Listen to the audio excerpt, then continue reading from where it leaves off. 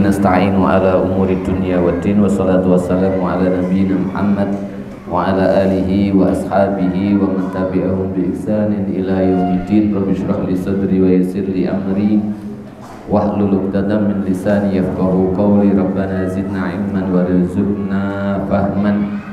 Allahumma anfa'na bima 'allamtana wa 'allimna ma yanfa'una wa zidna ilman. Allahumma ya mu'allima Adam allimna wa ya mufahhima Sulaiman fahimna. Amma ba'du.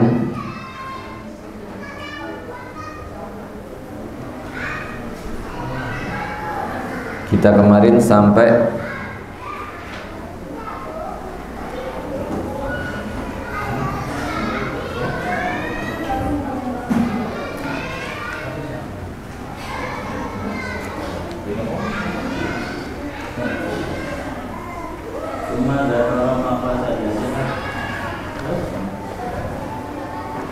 dzakara mafasid.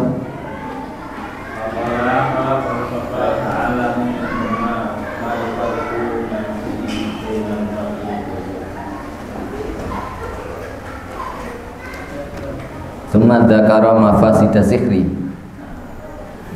Langsung saya baca atau ada yang mau baca? Sudah dibaca?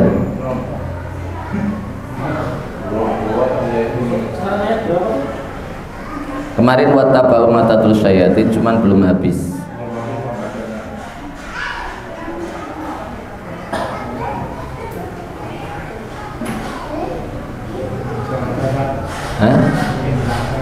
Baik.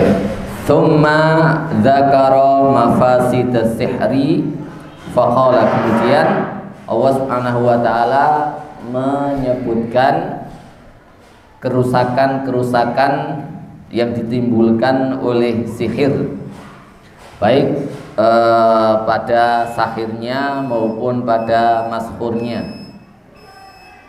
Fayata'allamuna minhuma ma yufarriquna bihi bainal mar'i wa zawjih, maka mereka belajar dari keduanya, yaitu malaikat ala arjahil aqwal, Babil, Qabil, Harut dan Marut, ya.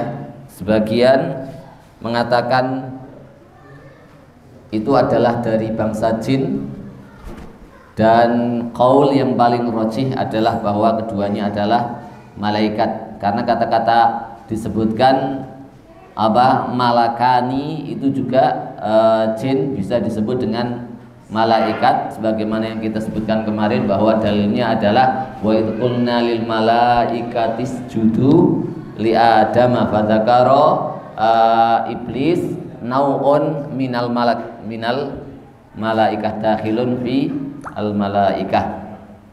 Maka terjadi perbedaan di situ, illa anna adharul qawli huwa anna huma malakani minal malaikah. Fayata'allamuna minhuma ma yufarriquna bihi bainal mar'i wa zawjih. Belajar dari keduanya sesuatu yang bisa memisahkan antara seseorang dan istrinya. Kalimat zauj, ya, itu aqwa isti'malan li annakul li zaujatina. Jadi memakai kata zauj itu lebih kuat daripada memakai zaujah. Hadihi zaujati sama hadihi zauji itu lebih kuat dan lebih sahih daripada zaujah.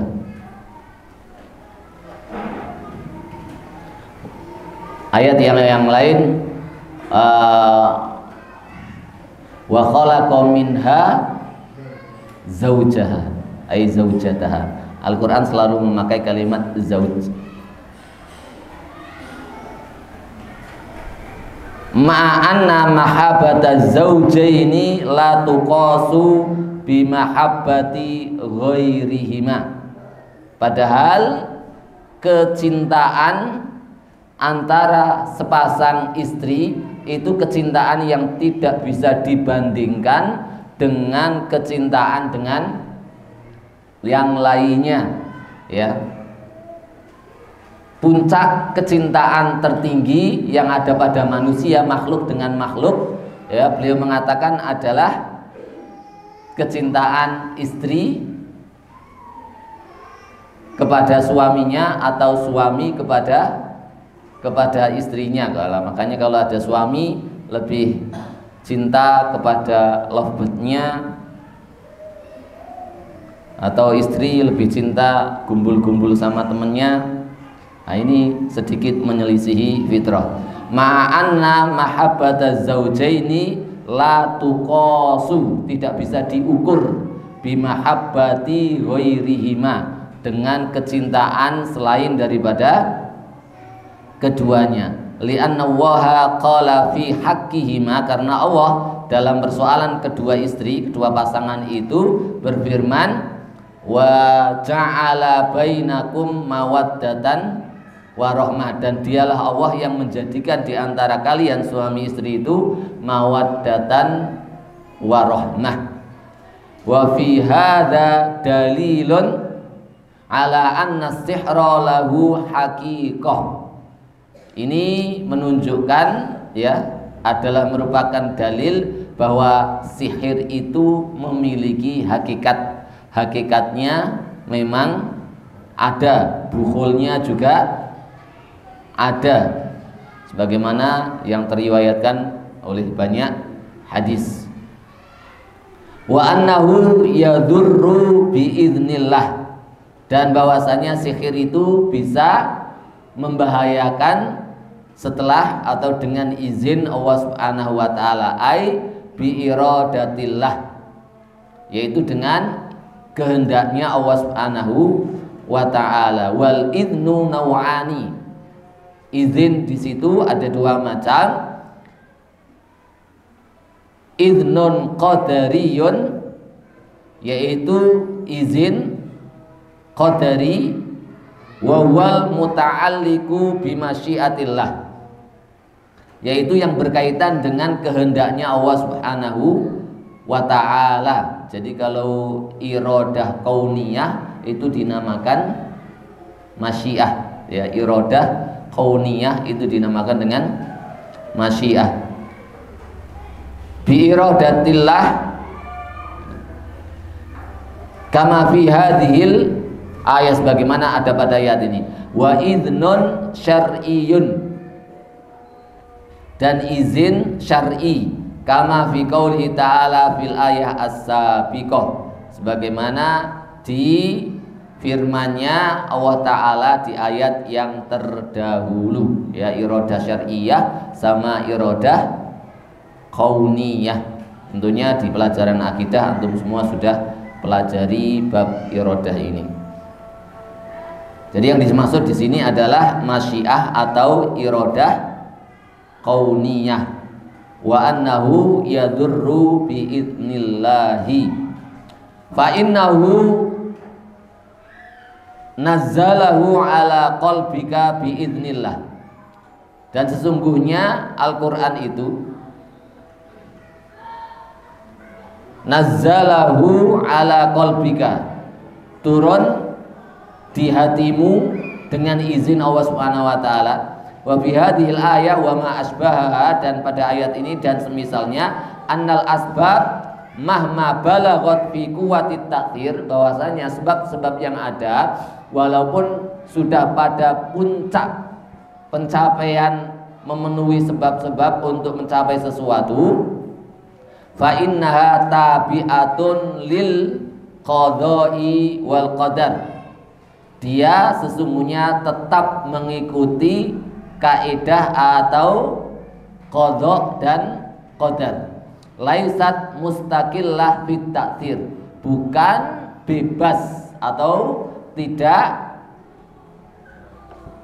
berjalan sendiri, ya, bukan kemudian sebagaimana yang dipahami oleh Qadariyah. Jadi mereka yang mengatakan bahwa makhluk atau manusia itu bisa menentukan takdirnya sendiri, tetapi semuanya adalah di bawah qadha dan qadarnya Allah Subhanahu wa taala di dalam memberi atau memberikan pengaruh pada sesuatu yang disihir tadi. Walam yukhalif fi hadza, dan ini disepakati ya, semuanya tidak ada yang menyelisihinya. Hadzal asla ahadun, seorang pun min firaqil ummah, dari kelompok-kelompok umat Islam ini, ghairul qadariyah, selain daripada kelompok qadariyah fi af'alil ibad, dalam membahas perbuatan-perbuatan hamba. Za'amu annaha mustaqillatun ghairu tabi'atin lil masyiah. Mereka mengaku-ngaku bahwasanya perbuatan-perbuatan hamba itu berdiri sendiri tanpa mengikuti kehendak kauniyahnya Allah Subhanahu wa ta'ala. Fa akhrajuha an qudratillah, mereka mengeluarkan itu dari kekuasaan Allah Subhanahu wa ta'ala. Fa khalafu kitab Allah, mereka dengan hal tersebut menyelisihi kitab Allah wa sunnata rasulihi, dan sunnah rasulnya, wa ijma'as sahabati wat tabi'in. Tsumma dzakara anna ilmas sihri madarratun mahdhah. Kemudian Allah Subhanahu wa taala menyebutkan bahwa ilmu sihir itu adalah bahaya murni. Murni bahaya. Laisa fihi manfaatun wala laisa fihi manfaatun la diniyatan wala dunyawiyah. Di dalamnya tidak ada sama sekali manfaat baik dunia maupun bagi agama. Kama yujadu ba'dul manafi ad-dunyawiyah fi ba'dil ma'asi, sebagaimana dijumpai ada beberapa manfaat-manfaat yang didapat di dunia di sebagian maksiat-maksiat atau sesuatu yang dilarang oleh Allah Subhanahu wa ta'ala. Pacaran dilarang, tapi manfaatnya apa?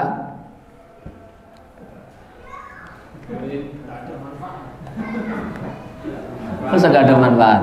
Bisa naik bukan. Dari bocah-bocah penyemangat, Bisa menyemangati, bisa itu. Minuman keras fihi manafi.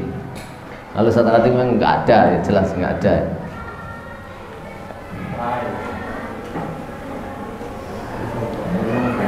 Nah ini bentuk maksiat, ada yang memiliki manfaat ya.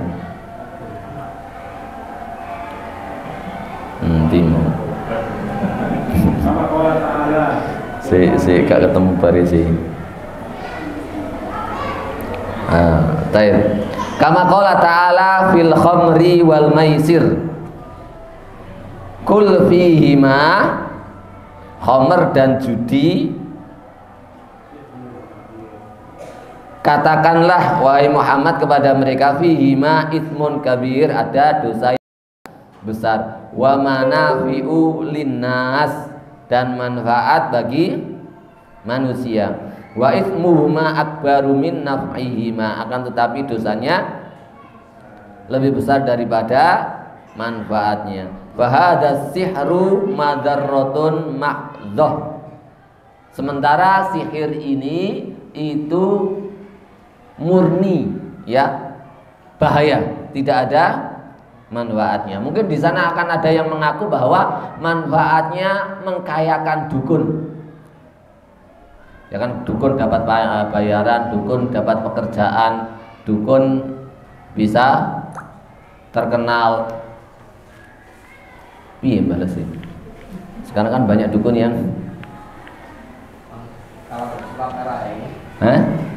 saya jadi satu kali apa?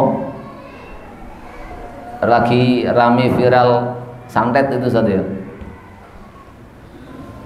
Tukang santet yang yang mandi. Kenapa?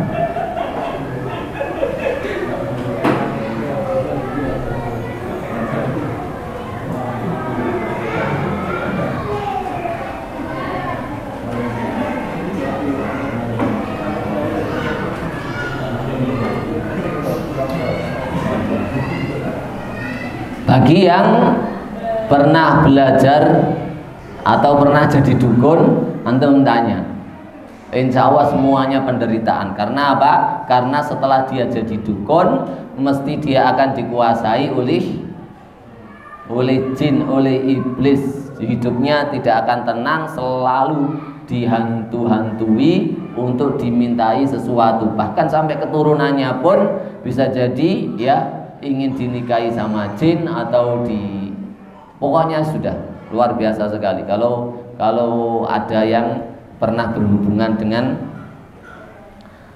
jin, maka menderita semua.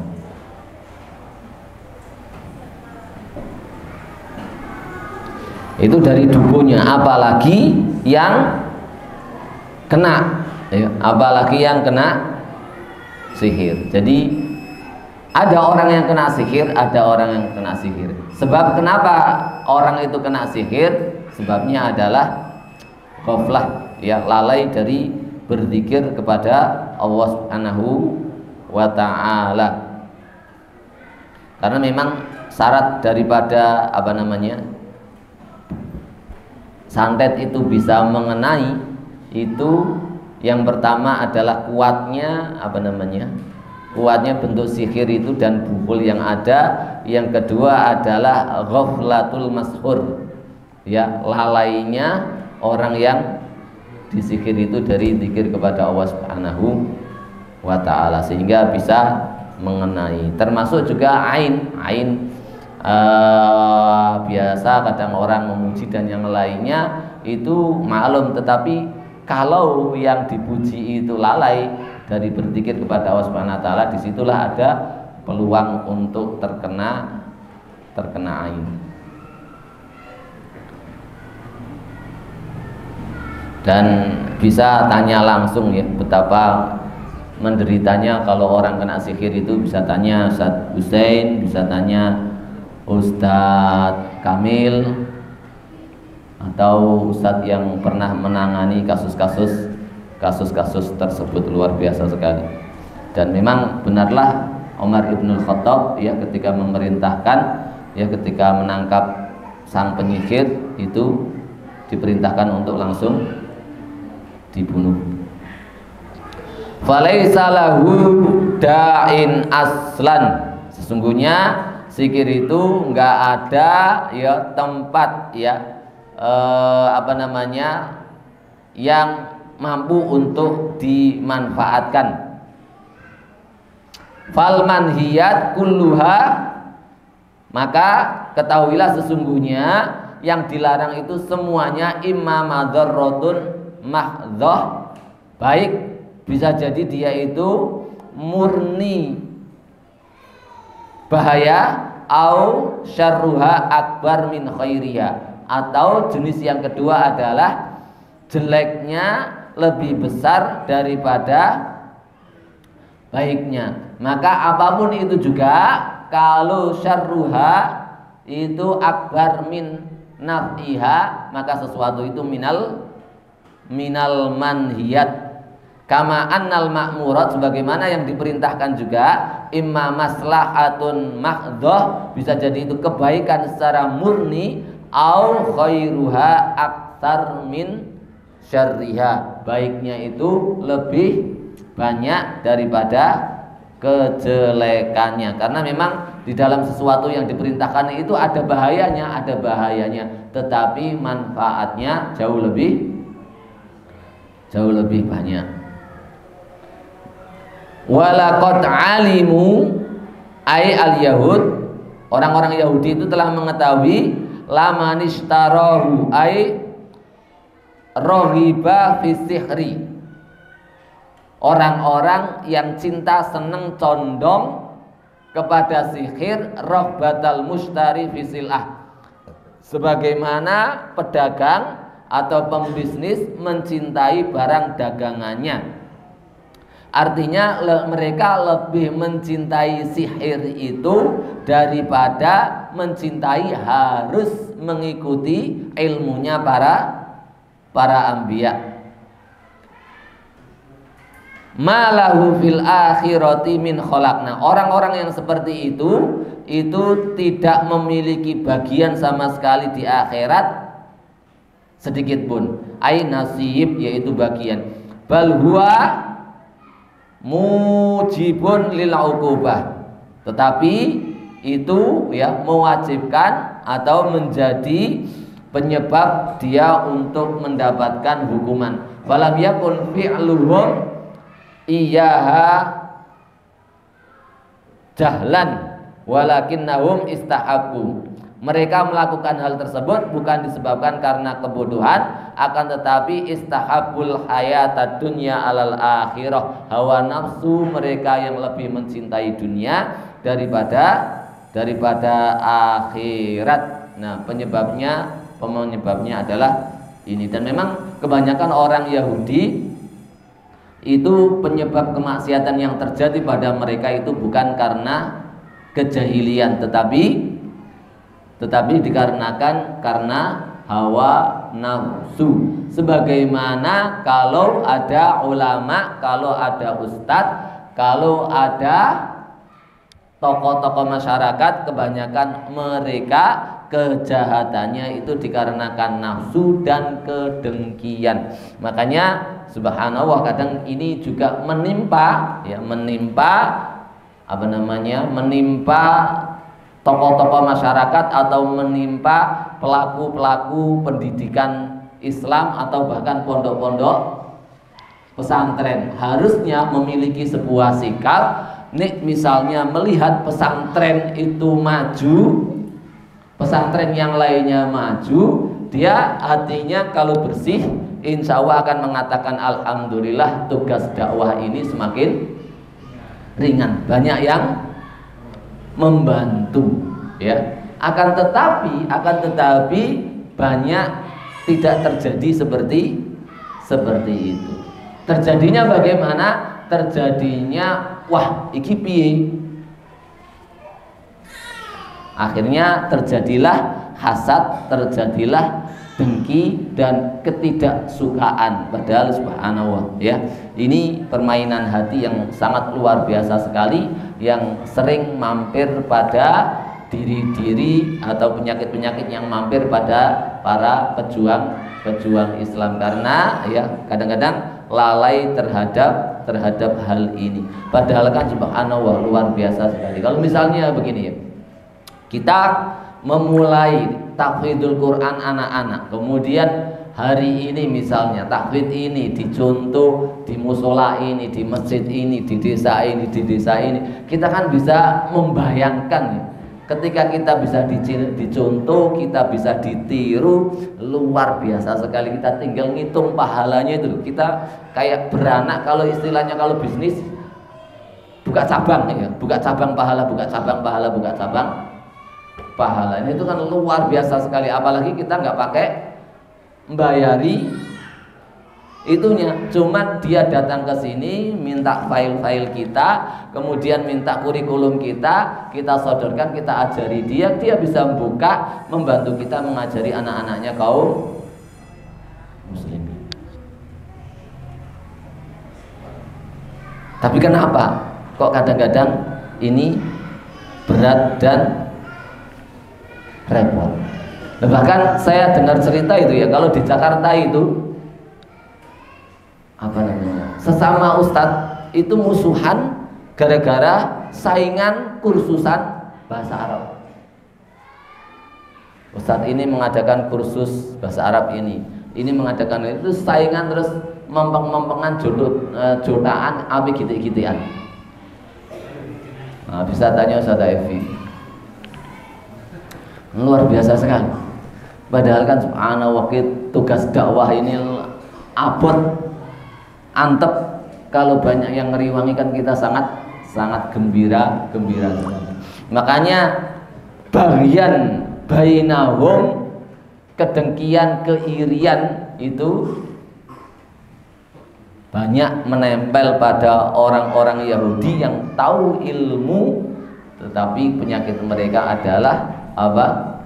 Hawa nafsu. Nah, kami menyeru ya kepada para asatid dan seluruh ustadzah Al-Iman ya, sebagaimana sering diungkapkan oleh Ustadz Husain, lembaga Al-Iman ini adalah lembaga terbuka. Lembaga Al-Iman ini kalau bisa dijadikan pintu kebaikan, silahkan ya.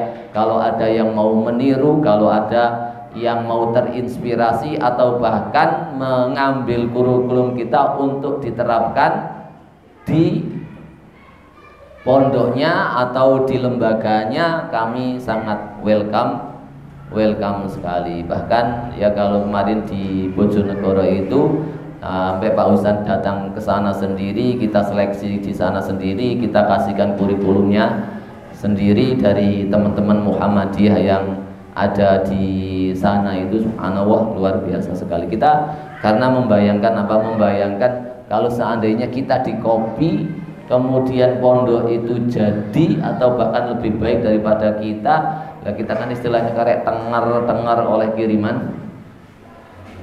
kiriman pahala, luar biasa sekali. Nah, kalau misalnya niat kita kesini kemudian mengajarkan anak untuk Al-Quran, niatnya untuk mencari dunia, yakin ustadz dan ustadzah enak dodolan bakso, enak buka warung, jenengan saged tanya itu ya. Enak fokus gak usah ngajar tapi titip di kantin-kantin itu insya Allah lebih banyak. Kalau murni mencari dunia,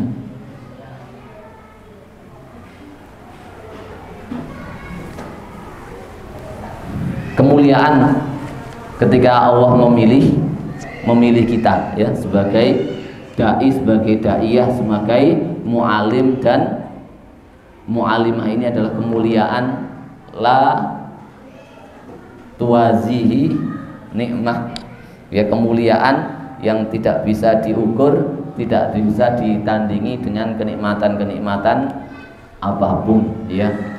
Inna waha idza ahabba qauman istamala. Betul yang dikatakan Ustaz Khatik, ada dua begini. Saya kadang muhasabah itu begini. Inna waha idza ahabba qauman istamala.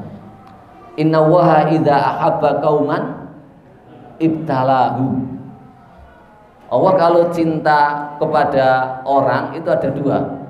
Dia dipakai oleh Allah atau diuji oleh Allah. Boleh istirahat, tapi istirahatnya itu ujian toh. Kasih sakit, kasih sikile potol, dikasih ibtalahu. Yang ini istamalahu, dia dipakai oleh Allah untuk mengemban amanah. Antum semua kalau ditanya ingin dicintai Allah, so pasti Ustaz. Pilih dua. Ini bukan pilihan. Tapi kalau dikasih bersyukur Ustaz Agus ya. Karena a'lama amarati bisobri asyukur ya. Sabar tertinggi adalah syukur. Tapi kalau disuruh milih, saya ingin dipakai oleh Allah Subhanahu wa ta'ala. Pakailah diri kita untuk berkhidmah kepada Allah dan Rasulnya, berkhidmah kepada Al-Quran dan As-Sunnah. Maka Ibnu Mas'ud mengatakan idza aradta an tanzura makanaka fil akhirah fangdur ilal amanah. Jika kamu ingin melihat tempat derajat tingginya surga kamu di akhirat kelak, fangdur ilal amanah. Maka lihatlah besarnya amanah yang kamu pegang. Nah, yang dipegang itu kreceh-krecehan berarti subhanallah.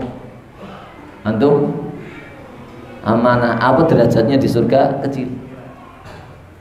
Tapi jika amanahnya besar, maka di sana derajatnya akan tinggi sekali. di sisi Allah Subhanahu wa ta'ala. Nah, inilah posisi hamba-hamba yang dicintai oleh Allah Subhanahu wa ta'ala. Makanya di dalam sebuah asar Rasulullah SAW itu selalu istiqomah di dalam berdoa, Allahumma inni as'aluka taufiqa lima habika minal a'mal wa sidqit tawakkuli alaik wa husnid dhanni bika.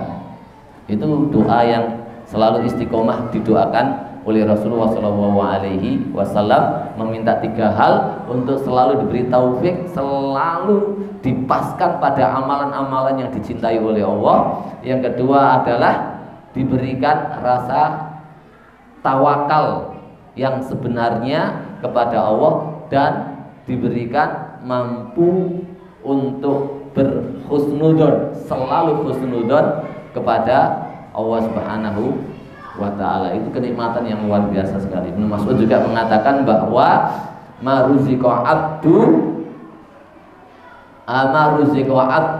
a'dzam min husnidzanni billah. Tidak ada rizki yang paling besar yang Allah berikan kepada seorang hamba melebihi Allah berikan husnudzon kepada dirinya untuk bisa husnudzon kepada Allah Subhanahu wa ta'ala. Maka ketika orang bisa husnudzon kepada Allah, kehidupannya akan selalu berbahagia karena semuanya tidak akan keluar dari takdir qada dan qadarnya Allah Subhanahu wa ta'ala.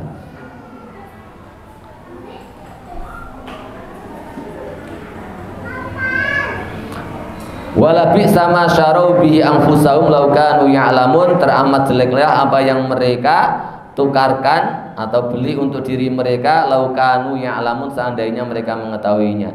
Ilman yusmiru al-amal,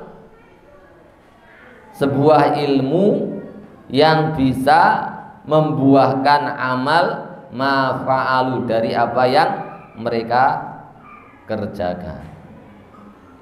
Taib, dari asatid yang lainnya ada tambahan?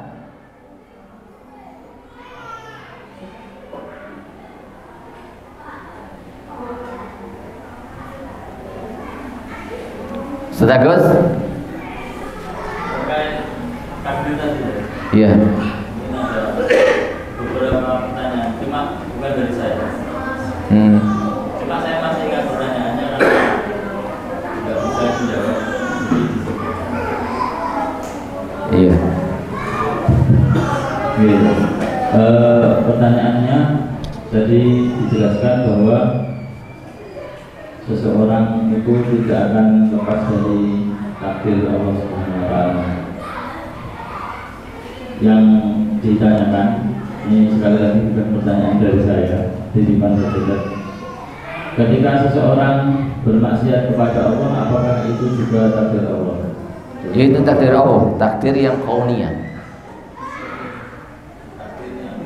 Kauniyah. Jadi iradah kauniyah itu satu jenisnya adalah iradah syar'iyah. Jadi iradah kauniyah itu adalah takdir Allah yang berjalan di seluruh alam semesta ini. Bahkan Allah menciptakan surga, menciptakan neraka, menciptakan kekafiran, menciptakan keislaman. Semua itu masuk dalam takdir dan iradahnya Allah Subhanahu wa ta'ala berupa kauniyah atau yang disebut oleh para ulama sebagai masyiatullah. Tetapi ada iradah syar'iyah yang Allah Subhanahu wa ta'ala mentakdirkan sesuatu pada hal-hal yang dicintai oleh Allah Subhanahu wa ta'ala saja. Ya, berupa perintah-perintah Allah Subhanahu wa ta'ala, juga berupa larangan-larangan kepada sesuatu. Itu namanya iradah, keinginan kehendak Allah secara syar'i. Kalau orang bermaksiat kepada Allah, Allah berkehendak menghendaki manusia itu dibebaskan apakah mau memilih kekafiran ataukah memilih keislaman, apakah dia mau berbuat maksiat ataukah dia mau berbuat ketaatan. Itu kehendaknya Allah. Allah mengendaki kamu dibebaskan untuk melakukan kemaksiatan atau ketaatan. Kalau misalnya Allah itu keluar dari kehendak Allah, atau Allah menjadikan kehendak itu satu, berarti kan Allah memaksa semua orang wajib taat kayak malaikat. Berarti kan gimana? Sehingga dia tidak keluar daripada takdir Allah yang satunya tadi secara kauniyah. Allah mengendaki faman syaa falyadkhulil Islam wa man syaa fal yakfur.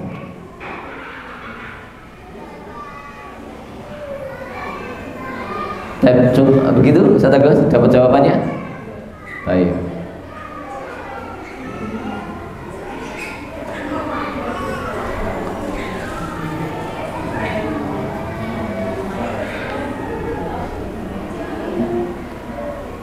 Ustadz Kamil mau menambahi tentang sihir ini penting. Silakan Ustadz Kamil, atau pengalamannya atau bagaimana melindungi anak-anak.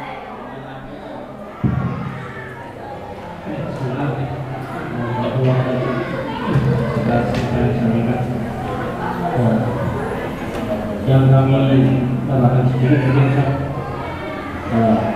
di antara tulisan Ibu Qayyim ada 10 sebab seseorang itu terhindar dari aib termasuk sihir dan hasad. Di antaranya adalah tawakal.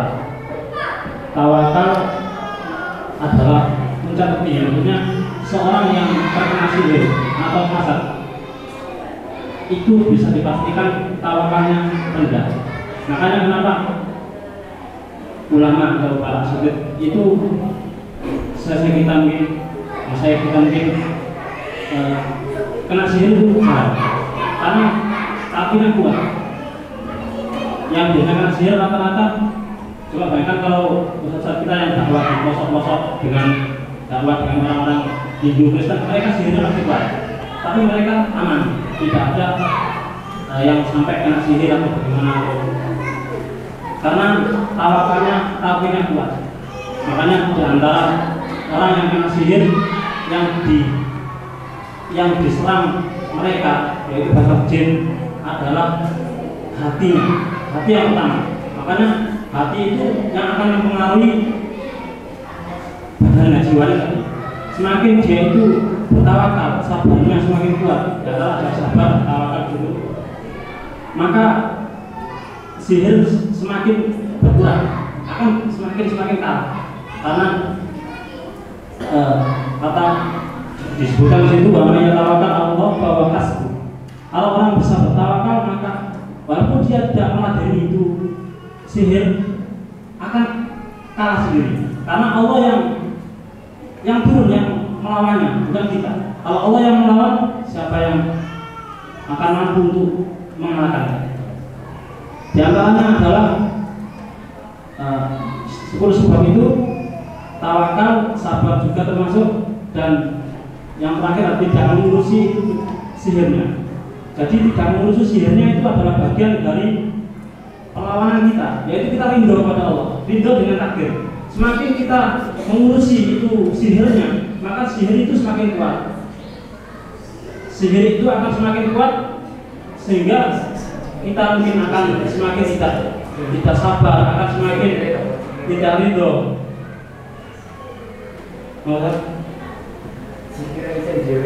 Iya, benar ya. Mungkin itu yang sedikit yang pernah kami pelajari, yaitu sihir akan pertama kali menyerang tauhid, yaitu kekuatan kita bertawakal, bersabar, ridho kepada Allah.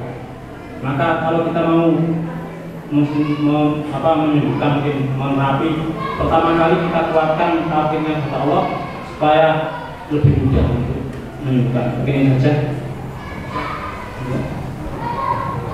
Masya Allah, jazakumullah khairan katsiran. Makanya kadang-kadang kalau ngatasi orang yang kena gangguan itu sudah diajak taklim saja, insya Allah nanti beres sendiri saja. Apalagi taklimnya biasanya nih apalagi Kalau ada santri-santri yang kena begitu itu mesti yang dibenci adalah Ustadz Akidah. Ya, nih Ustadz Akidah teko itu langsung kayak bergaya begitu karena pembahasannya tadi yang diserah pembahasannya tauhid tawakal. Dan apa yang katakan oleh Syekh Singkiti di dalam menjelaskan doa Rasulullah tadi, permintaan Rasulullah itu wasidki at-tawakkuli alaik, itu adalah bagaimana setelah kita ngomong bismillahi tawakkaltu 'ala Allah, itu di sini itu pelong, nggak ada sama sekali beban. Jadi misal kita punya beban apa? Kita punya beban utang. Pak Arif punya beban utang 5 juta.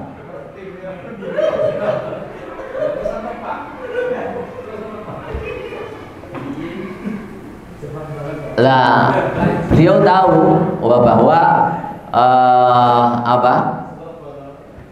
bisnis saya itu omsetnya itu per hari itu miliaran. Terus saya ngomong, antum kok kelihatannya sedih tau Ustaz? Ada apa? Utang saya Ustaz nggak nyaur-nyaur 5 juta, ini kawan parani bang terus. Oh ya sudah, itu kasihkan saya saja. Nah, kira-kira perasaannya Pak Arif di situ gimana ketika saya bilang begitu? Sudah, utang itu bukan urusan, itu tanggungan saya. Loh, di situ kata saya Singkiti makna sidqi tawakul itu di situ. Jadi di sini itu ada pelong karena kita paham semua bahwa urusan kita itu sudah diminta oleh Allah dengan kalimat fatawakkalu, perintah itu in kuntum mu'minin. Kalau kalian nggak beriman ya sudah jangan tawakal. Kalau kalian nggak beriman ya sudah jangan pelongkan hati kalian. Nusuk sekali.